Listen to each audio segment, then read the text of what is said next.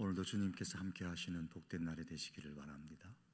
우리 찬송가 370장 부르심으로 새벽 예배 드리시겠습니다. 370장입니다.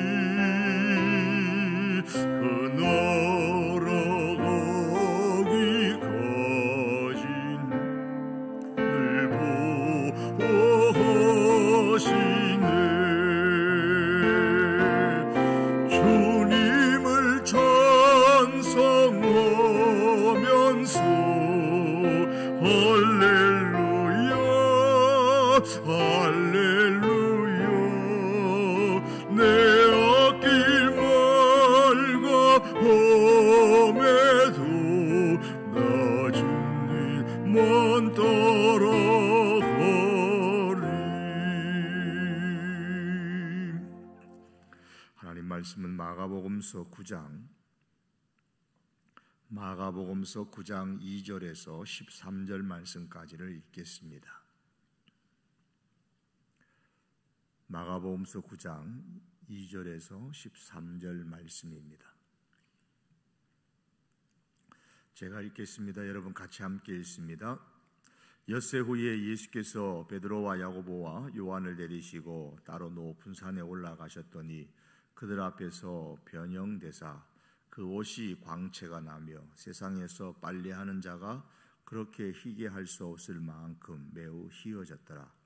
이에 엘리야가 모세와 함께 그들에게 나타나 예수와 더불어 말하기를 베드로가 예수께 고하되 라피여 우리가 여기 있는 것이 좋사오니 우리가 초막 셋을 짓되 하나는 주를 위하여 하나는 모세를 위하여 하나는 엘리야를 위하여 하사이다 하니 이는 그들이 몹시 무서워하므로 그가 무슨 말을 할지 알지 못함이더라. 마침 구름이 와서 그들을 덮으며 구름 속에서 소리가 나되 이는 내 사랑하는 아들이니 너희는 그의 말을 들으라 하는지라. 문득 둘러보니 아무도 보이지 아니하고 오직 예수와 자기들 뿐이었더라. 그들이 산에서 내려올 때에 예수께서 경고하시되 인자가 죽은 자 가운데서 살아날 때까지는 본 것을 아무에게도 이르지 말라 하시니 그들이 이 말씀을 마음에 두며 서로 문의하되 죽은 자 가운데서 살아나는 것이 무엇일까 하고 이에 예수께 묻자와 이르되 어찌하여 서기관들이 엘리야가 먼저 와야 하리라 하나이까.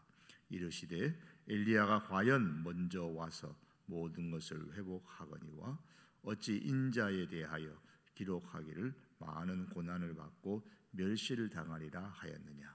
그러나 내가 너희에게 이르노니 엘리야가 왔으되 기록된 바와 같이 사람들이 함부로 대우하느니라 하시니라. 아멘. 기도드리겠습니다. 하나님 아버지, 오늘 이 새벽에도 저희들 깨우시고 말씀 앞에 저희들이 앉아 주님께 예배하게 하신 것 감사합니다. 오늘도 하나님의 은혜가 있어야 살 수 있음을 고백하오니 하나님의 은혜를 저희들에게 충만케 하시고 은혜가 우리를 인도하고 은혜로 말미암아서 승리하는 한날이 되게 하여 주시옵소서. 주님 앞에 이 아침마다 이 새벽마다 간구하는 하나님의 사람들의 간구함을 기억하시고 응답하여 주시기를 원합니다. 성도들의 가정에 평강을 주시고 그 사업처에 도우시는 하나님의 은혜로 말미암아 막힌 것들이 뚫려지고 얽힌 것들이 풀어지는 하나님의 크시는 종을 허락하여 주시옵소서. 이 새벽에도 말씀 속에 임재하시고 역사하시며 치유하시는 하나님의 귀한 은혜가 있기를 원하오며 예수님의 이름으로 기도하옵나이다. 아멘. 오늘 본문은 변화산에서 그 모습이 변화된 예수님의 모습에 대해서 기록하고 있습니다. 9장 1절에 보시면 예수님께서 말씀하시기를 여기 서 있는 사람들 중에는 죽기 전에 하나님의 나라가 권능으로 임하는 것을 볼 자들도 있느니라고 하셨습니다. 여기 서 있는 사람들이란 8장에 기록된 제자들입니다. 제자들 중에서 죽기 전에 하나님의 나라가 권능으로 임하는 것을 볼 사람들이 누구일까요? 이 사건, 죽기 전에 하나님의 나라와 권능으로 임하는 이 사건을 두고서 오순절의 성령의 사건이라고 말씀하는 분들도 있습니다. 그러나 또 한편으로는 2절 이하에 나오는 이 변화산의 사건을 두고서도 하나님의 권능이 임하는 사건으로 볼 수가 있습니다. 본문 2절을 보면 예수님이 베드로, 요한, 야고보를 데리고 산으로 갔다고 했습니다. 거기서 3명의 제자들은 예수님께서 변화되는 모습을 보았습니다. 구약의 모세와 엘리야도 보았습니다. 영광스럽게 변화된 예수님의 모습, 그리고 모세와 엘리야, 이것은 모두 다 하나님 나라의 모습입니다. 하나님 나라에 임하시는 것을 3명의 제자들이 본 것입니다. 본문에서 우리는 예수님께서 어떠한 분이신가를 보게 됩니다. 주님은 영광의 예수님으로 나타나셨습니다. 예수님의 얼굴과 옷이 광채가 났습니다.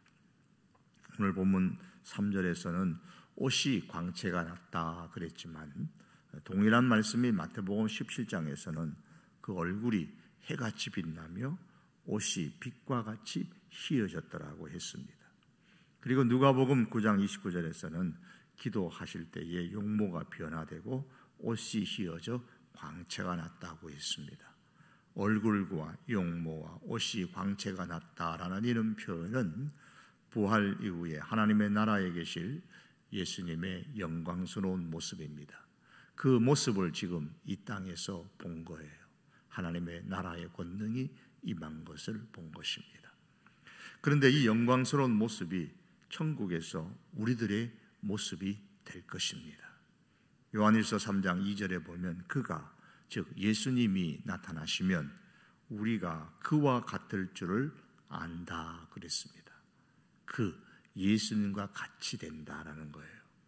우리가 예수님과 같이 영광스러운 모습이 됩니다.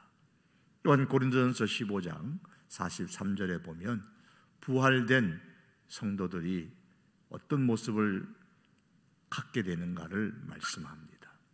욕된 것으로 심고 영광스러운 것으로 다시 살아난다 그랬습니다. 우리의 용모가 영광스러운 것으로 다시 살아날 것입니다. 그래서 육의 몸으로 심고 신령한 몸으로 다시 살아난다고 했고, 육의 몸이 있는 것처럼 또한 영의 몸도 있는데 이 영의 몸은 신령한 몸이요 영광스러운 몸입니다. 변화산에서 보여주신 예수님의 그 영광스러운 모습과 같이 부활 이후에 하나님의 나라에서 있게 될 우리 성도들의 모습, 내 모습 또한 이 영광스러운 모습이 될 것입니다. 베드로는 변화된 예수님의 그 영광스러운 모습을 보고서 너무 기쁘고 좋아서 우리가 여기 있는 것이 좋습니다 라고 했습니다. 우리는 천국에 가면 베드로와 같은 고백을 날마다 하게 될 것입니다. 주님, 우리가 여기 있는 것이 좋습니다. 우리가 여기 있는 것이 좋습니다. 여기 있읍시다 라는 이 베드로의 제안을 예수님께서는 듣지 않으시고 아직 세상에 할 일이 많아서 내려가자고 하셨지만, 우리가 하나님의 나라에 가서 너무 좋아서 하나님 여기가 너무 좋습니다 라고 했을 때에 우리는 그곳에서, 너무 좋은 그곳에서 영광스러운 몸으로 살게 될 것입니다. 천국을 경험한 바울은 그 천국이 너무 좋아서 현재의 고난은 장차 우리에게 나타날 영광과 비교할 수 없도다라고 했습니다. 장차 주어질 하나님의 나라의 그 영광을 생각하면서 바울은 현재의 모든 고난을 넉넉히 이겼습니다. 때때로 우리의 삶에 이런 어려움들이 있고 고난이 있습니다. 그러나 이럴 때일수록 우리가 성도가 가게 될 영원한 천국, 영광스러운 몸으로 변화된 그곳에서, 너무나 좋은 그곳에서 거할 모습을 기억하면서 우리들도 이 바울의 고백처럼 현재의 고난은 장차 나에게 나타날 영광과 비교할 수 없다라는 이 신앙으로 끝까지 승리하는 우리들이 될 수 있기를 바랍니다. 두 번째, 변화산에서 나타난 예수님의 모습은 하나님의 아들 예수님이셨습니다. 제자들이 한편으로는 황홀해하고 또 한편으로는 갑작스러운 변화의 모습에 몹시 두려워하고 있었는데, 7절에 보시면 구름이 모세와 엘리야를 덮고 구름 속에서 소리가 났는데 이는 내 사랑하는 아들이니 너희는 그의 말을 들으라 그랬습니다. 지금까지 예수님이 하나님의 아들이심을 나타낸 것은 기적이나 병고침 등의 자연적인 사건을 통해서였는데, 치유와 회복의 사건을 통해서였는데, 이번에는 직접 하늘에서 음성으로 제자들에게 예수님이 하나님의 아들이심을 확인시켜 주었습니다. 하나님의 아들이심을 확신시켜 주심과 동시에 너희는 그의 말을 들으라고 하셨습니다. 순종하라는 뜻입니다. 그렇다면 오늘날 우리가 참으로 예수님이 하나님의 아들이심을 믿는다면 우리 역시 이 세상 사는 동안 예수님의 말씀에 순종해야 됩니다. 너희는 그의 말을 들어라. 이 하나님의 음성은 베드로와 야고보와 요한뿐만 아니라 예수 그리스도를 하나님의 아들로 믿는 오늘 이 시간, 이 시대 우리들에게 주시는 말씀으로 듣고 순종해야 할 것입니다. 예수님이 하나님의 아들이심을 믿는 믿음과 말씀에 대한 순종이 따로 놀면 안 됩니다. 머리와 신체가 따로 노는 사람을 일컬어 지체 장애인이라 그렇게 말합니다. 머리가 시키는 대로 신체가 말을 듣지 않는 겁니다. 믿음이 머리라면 순종은 몸의 신체와도 같습니다. 머리와 신체가 일치되어야 건강한 사람이듯이 머리가 전하는 대로 신체가 순종하여 따라줄 때에 건강한 사람이 되는 것처럼 믿음과 순종이 일치되어야 건강한 성도입니다. 오늘도 이렇게 건강한 성도의 모습으로 살 수 있기를 원합니다. 세 번째, 오늘 본문에서 보여주는 변화산 아래서의 예수님의 모습은 십자가의 예수님이십니다. 영광스러운 예수님, 하나님의 아들이신 예수님께서 이 세상에 오신 것은 우리의 죄를 대신 갚아주시기 위해서 십자가를 지시려고 오신 것입니다. 4절에 보시면 예수님께서 엘리야와 모세와 함께 말하였다고 했습니다. 무슨 말을 했을까요? 무슨 대화를 나누었을까요? 궁금하죠. 본문에서는 정확하게 무슨 말씀을 나누었는지 기록하고 있지 않습니다. 그러나 동일한 말씀인 누가복음 9장 31절에 보면 영광 중에 나타나서 30절 끝에서부터 보면 모세와 엘리야가 영광 중에 나타나서 장차 예수께서 예루살렘에서 별세하실 것을 말할세 그랬습니다.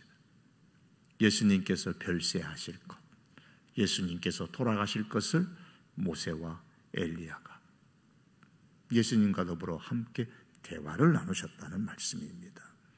그리고 오늘 본문 9절에서 예수님께서 제자들에게 죽음과 부활에 대해서 말씀하신 것과 12절에서 인자가 고난을 받고 멸시를 당할 것이라는 구약의 기록을 말씀하신 것으로 보아서도 예수님께서 엘리야와 모세와 대화를 나눈 내용은 바로 예수님의 죽으심과 그리고 부활에 관한 말씀입니다. 실제로 이 변화산 사건이 있은 후에 예수님께서는 본격적으로 십자가를 지시기 위해 예루살렘으로 향하여 가셨습니다. 왜 예수님께서는 세 명의 핵심 제자들에게 이런 예수님의 정체를 밝히셨을까요?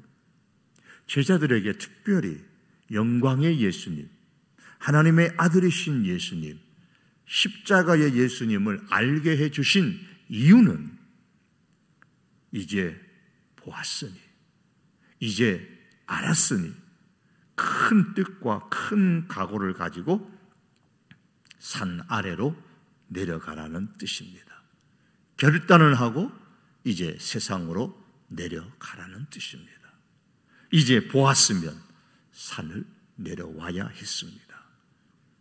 그래서 예수님께서는 제자들에게 이 모습들을 보여주시고 난 이후에 그들을 데리고 다시 산 아래로 내려오셨습니다.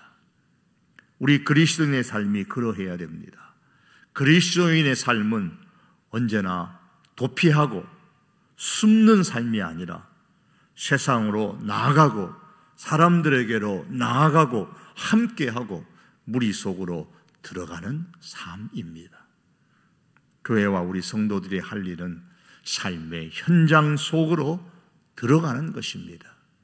사람들 중 대부분이 겉모습은 멀쩡하지만 알고 보면 말 못한 아픔과 고민으로 멍들어 있는 것이 현실입니다.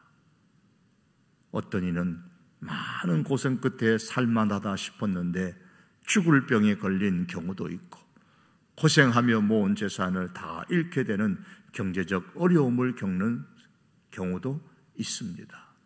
또는 결혼에 실패하고 부부가 갈등하고 그 가운데서 가정이 깨어질 상황에 처한 경우도 있습니다. 자녀들 때문에 피눈물을 흘리는 그러한 부모들도 있습니다.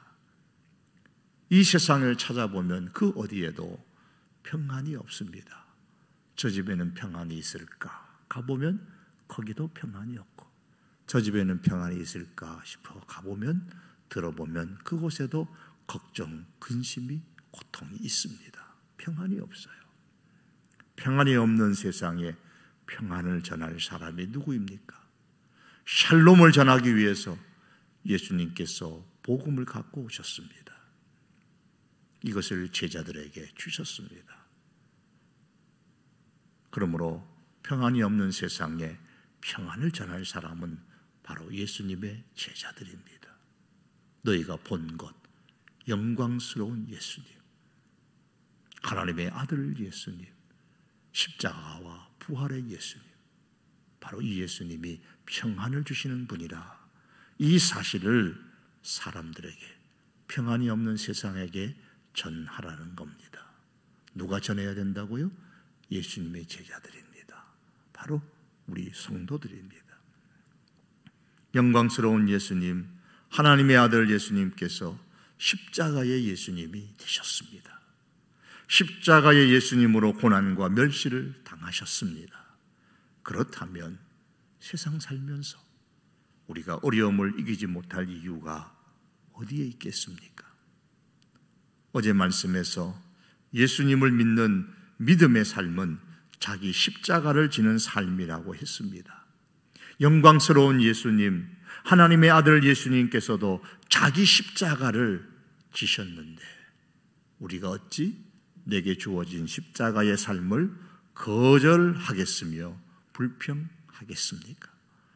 그러므로 세상의 현장으로 예수님과 함께 나아가 살 때에, 현장 속으로 들어가 살 때에 힘든 일, 고통스러운 일이 있다 할지라도 더 큰 영광을 기대하며 넉넉히 감당하는 우리 성도교의 모든 교우들이 될 수 있기를 바랍니다. 하나님께서 제자들에게 너희는 그의 말을 들으라고 하신 것처럼 오늘 우리는 힘든 세상 속에서 살지만 믿음으로 예수님의 말씀에 순종하며 사는 하루가 될 수 있기를 바랍니다. 기도하시겠습니다. 영광스러운 예수님으로, 하나님의 아들 예수님으로, 그 예수님께서 우리의 죄를 담당하시기 위하여 십자가의 예수님으로 이 땅에 오셨습니다. 감사합니다. 예수님께 주어진 그 십자가를 우리 예수님 감당하셨사오니 주여, 우리들도 우리에게 주어진 십자가를 감당하는 삶을 살 수 있게 하여 주시옵소서. 영광스러운 예수님을 알았습니다. 하나님의 아들 예수님을 알았습니다. 십자가의 예수님을 알았습니다. 이 예수님에 대한 깨달음과 믿음을 가지고 세상 속으로 들어가서 평안이 없는 곳에 복음의 평안을 전하며 평안을 나누어 줄 수 있는 우리들의 삶이 되게 하여 주시옵소서. 사방에 평안이 없는 사람들로 가득합니다. 주님, 우리로 인하여 하나님의 평안을 저들에게 허락하여 주시옵소서. 전염병으로 인하여서 지금 이 사회에 평안이 없습니다. 평강의 주님, 임하여 주시옵소서.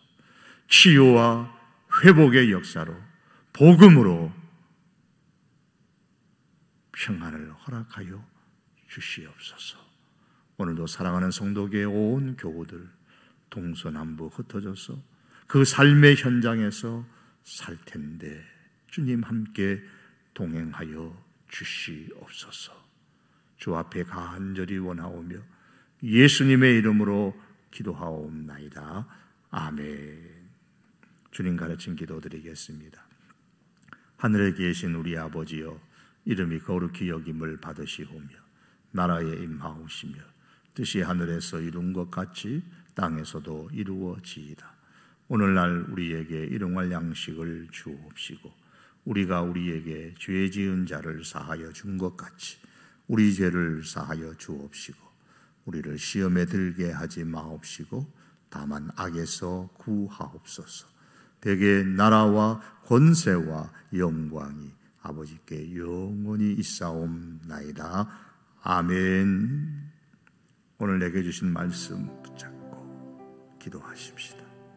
그리고 이 사회, 평안이 없는 이 사회를 생각하며 전염병으로 고통받고 또 이 전염병을 퇴치하기 위해서 수고하는 분들을 생각하며 주여 저들에게 평안을 주시옵소서 기도하십시다.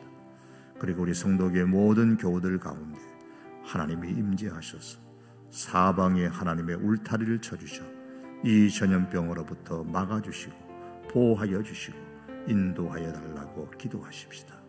이럴 때일수록 우리가 더욱더 주님 바라보며 믿음에 더욱더 전진할 수 있는 성도교회 온 교우들이 되도록 위에서 기도해 주시고 질병 가운데 있는 성도들을 회복과 은혜가 있도록 기도해 주시기를 바랍니다. 경제적으로 힘들어하는 성도들 가운데 하나님의 특별한 간섭하심이 있도록 위하여 기도해 주시겠습니다. 우리 다 같이 함께 기도합니다. 살아계신 우리 하나님 아버지, 오늘 이 새벽에도 저희들 말씀 앞에 귀를 기울이고 우리의 마음을 하나님 앞에 내어놓습니다. 잠잠히 주님을 바라보며 이 하루를 시작합니다. 주여, 우리에게 하나님의 은혜가 필요합니다. 은혜를 베풀어 주시옵소서. 은혜를 베풀어 주시옵소서. 환난 날에 주의 날개 아래 피하고 구할 때에 하나님이 나의 도움이신 것을 경험했던 구약의 성도들처럼 오늘 우리들도 그렇게 경험케 하여 주시기를 간절히 원하옵고 기도합니다. 그리하여 하나님을 찬양하는 삶이 되게 하여 주시고 하나님이 주신 그 은총으로 말미암아 평강을 누리는 하루의 삶이 될 수 있도록 은혜를 주시옵소서.